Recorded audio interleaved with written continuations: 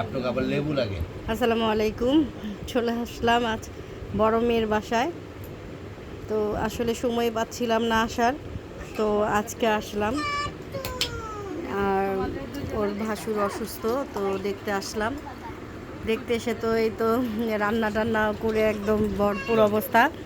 তো এই তো মেয়ের জামাই বেড়ে দিচ্ছে।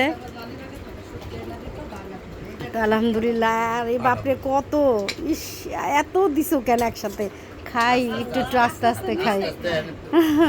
পোলাও, হ্যাঁ পোলাওটা দারুণ হয়েছে, খুব সুন্দর রান্না করেছে আমার মেয়ে। এখন খুব ভালো রান্না করতে পারে।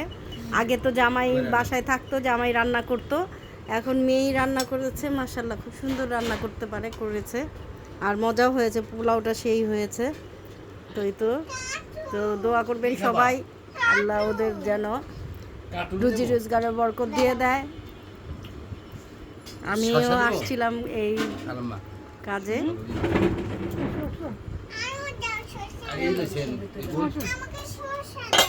এই দেখেন পোলাওটা মাশাআল্লাহ কত সুন্দর হয়েছে, আলহামদুলিল্লাহ। খুবই টেস্টি একটা পোলাও, সাদা পোলাও দারুণ হয়েছে। তারপর এটা কোরমা রান্না করেছে, আর এটা গরুর গোস্ত, তারপরে কই মাছ আর ভাজা পোড়া করেছে। আলহামদুলিল্লাহ।